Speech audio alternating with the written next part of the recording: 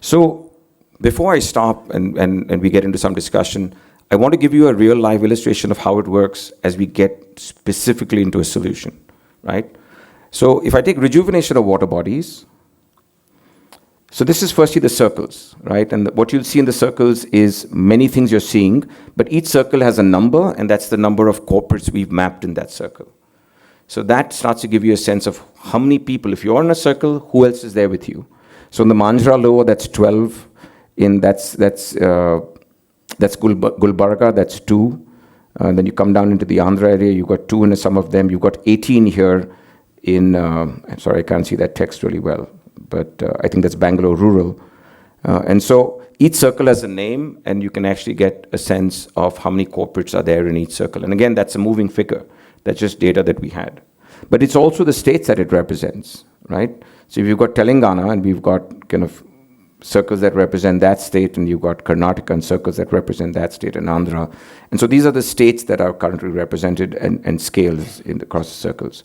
But you also have the total corporates that are mapped here. So there are 58 totally across these circles, right? The second story is then, okay, so how does it match to my solution?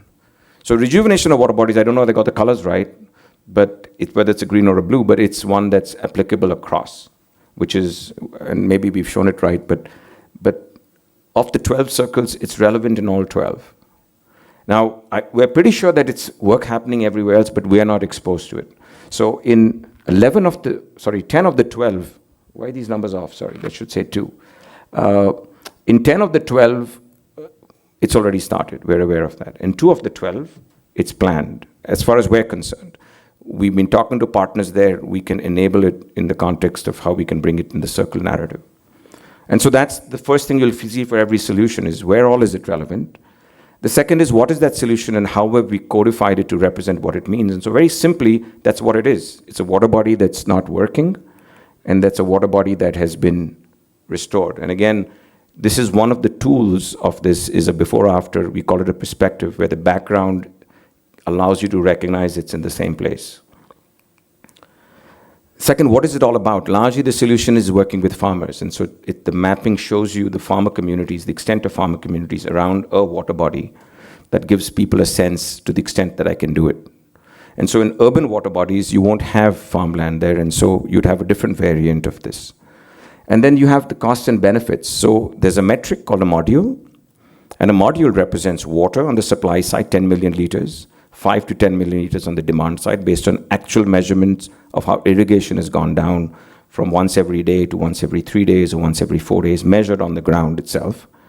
And then livelihoods, and that's also been measured. Yield improvement, cost reductions of fertilizers converts to a conservative 25 to 30 lakhs. And so depending on where you're sitting, I'm interested in livelihoods, you have a 25 to 30 lakh from a module.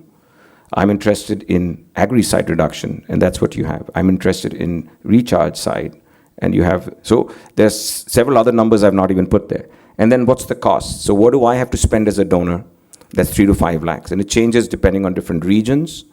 What do I'm getting from the community? So this is a very powerful solution. The community is the biggest investor, right? So you have about 14 to 16 lakhs coming from communities. And again, these are regional changes. And then in some cases, you have government schemes that will not require you as the donor or even the community to spend. The schemes pay for a lot of those costs. And so GDGS as a scheme in Maharashtra is paying for a lot of those costs. And we're working on a program with Pani to take RWB to the GDGS program. And it's already being launched in 3 of these circles, in Bir, in Aurangabad, and in Nashik, right? Conversations are happening with district collectors. They're seeing the value of donors being part of it, but in the context of an RWB solution. And then the impact is also measured. And so that's data that's collected directly from farmers to understand what's changed. In that farmer, the reduction was 30% of irrigation, crop yield went up 15, fertilizer went down 50, the farm income increase estimated was 35, right? And that's what we call codification. What is it all about? How do you track it? What are the kind of benefits you're going to get? What's your costs? And that's all the information that anyone in the room needs. If you're a donor, you're an NGO, that's how you can, if you're another stakeholder, what's relevant from that solution to me? And then there's a tech process that runs it for a circle. So the tech starts with an engagement scope. It's a geography. A donor decides, here's where I'm focused.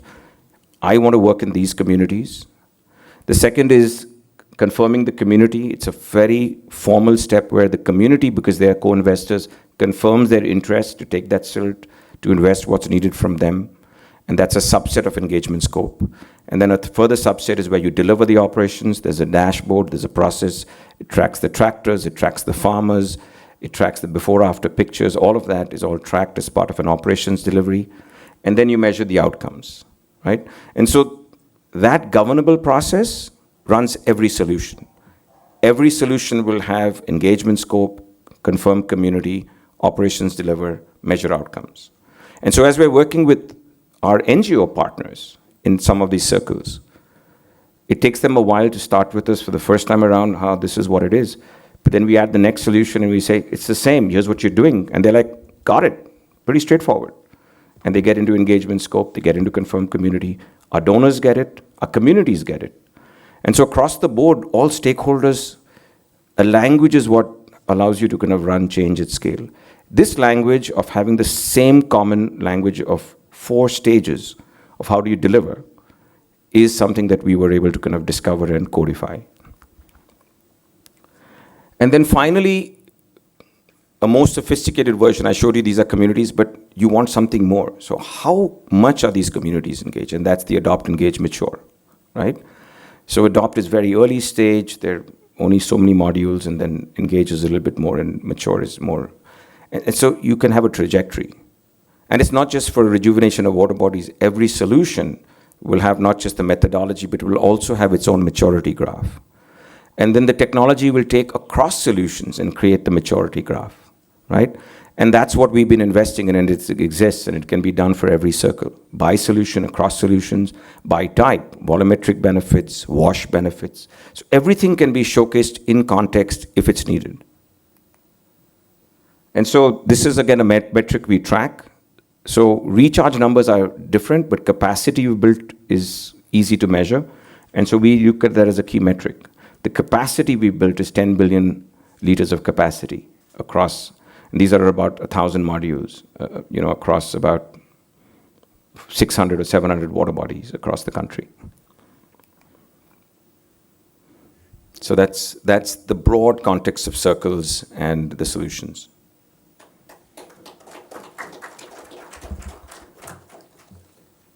Thanks, Joe. Yeah, hi, I'm Rijita from IIT-IIT.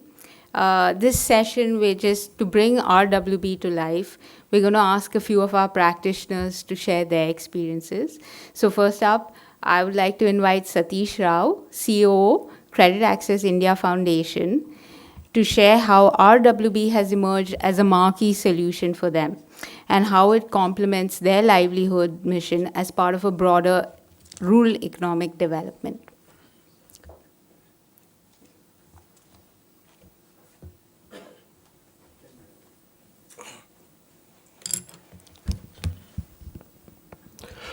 Good morning, everyone. I'm Satish here, representing Credit Access India Foundation. We are a CSR wing for Credit Access Grameen, India's largest microfinance institution, where we work with about 50 lakh women on a weekly basis where we connect them. First of all, I thank Joe and Water Mandate to collaborating with us to ensure that water can be a part of livelihood. For us, livelihood has been a flagship solution in terms of connecting livelihoods, because this has a direct impact on the rural economy development. For us, working on livelihood, ensuring that the water is available in quantity and quality for the farmers is most important, because the continuous availability of resources for the farming community can increase their yield, can ensure that the application of the silt, what they do, has a direct impact on the yield, reduction in their input costs, right? And as well as this initiative can be a great model for these rural villages where there is a direct impact on their economical growth.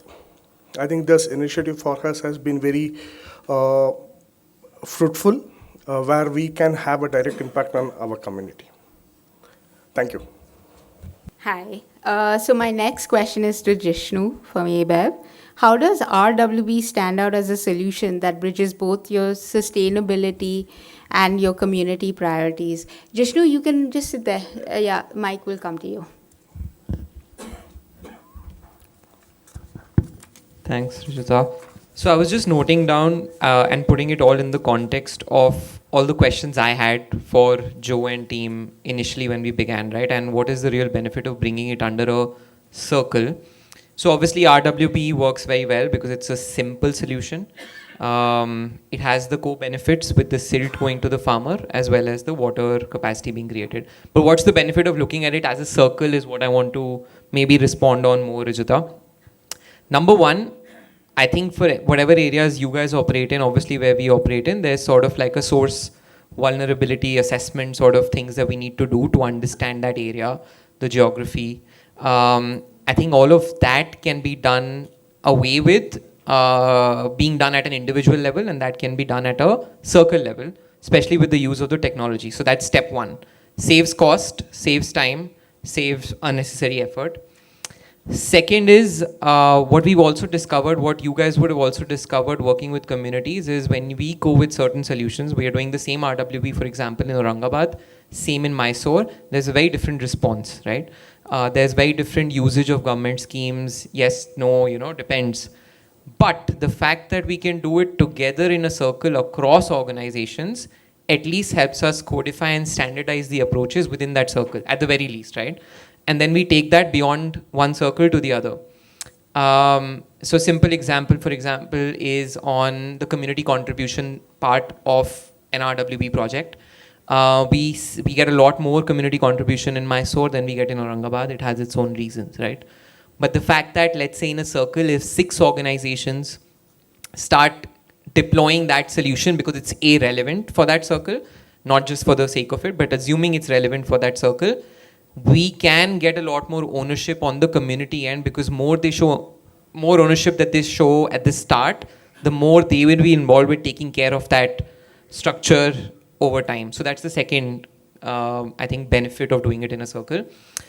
Thirdly, I think Bhaumek, you were quoting 4%, right? Industry usage of that water, 80% agriculture. At the end of the day, whatever we are doing is, good part of what Jason showed in terms of matching and balancing our footprint, maybe going over, with that as well. But it's not going to be enough, right? So there's a lot of other kind of things that we'll have to do. With water availability, the demand side initiatives will have to come into play. So the RWP then tying in with everything on, let's say sugarcane is relevant, so maybe a sugarcane solution or something.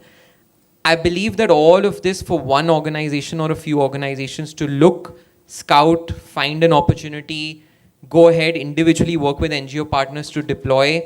There's a lot of overall in the ecosystem kind of effort that goes in, which can be standardized.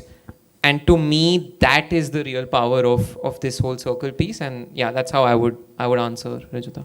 Thanks, Jishnu, for that. So my next question is to Padma Kopula, CEO of Aranya, one of our implementing partners in Sangareddy. Padma ma'am? Yes. Yeah, hi. So based on your experience, how does the design of the RWB model align with the economic value it offers to the community? Could you discuss? Yes, good morning everyone. This RWB IIT for IIT has created a platform which can be community centric. Community will decide. At the same time, wherever the water bodies are distressed and people are distressed, and that benefit is being used for them. That is the process which I want to share. Second one is the benefit of that. So I just give the one case study of one of the village in Sangareddy district in Jahirabad Mandal. There is a village called Raipalli. In that, if you can see one of the farmers, she's a Dalit woman and a single woman having 2 acres of red sandy soil. Okay, so she took the tank silt application in her, I think continuously for 2 years, little, she could able to afford it. So that result of it earlier, so the red sandy soil, if she is operating every weekly, she has to give 2 to 3 times of irrigation to that, and also so many times weeding of that, and also chemical fertilizers, and also income. If you see around 50 to 60,000 rupees per annum. But at the same time, after the tank silt application, if you see the impact of it, so the land, the water holding capacity has been improved. So she could able, like around, I can say, instead of weekly twice, she is giving irrigation for 15 days once. So it means she applied the black soil, entire soil. And also her income levels. So she started increasing one more crop in the summer season. So earlier it was 2 crops, it is now 3 crops. So her income has been increased to 1.5 lakhs per annum. So this is where we could see the results. And then chemical fertilizers has been reduced, weeding cost has been reduced. All these things we could see the impact of the simple tank silt application. Water holding and income generation, and then diversity in the cropping system and the income generation. Like overall, the transformation was happened to in her life. Like that, there are many people in that village. Like that, we can see many tanks in the similar case studies are available in the district. Thank you for giving me this opportunity. Thank you.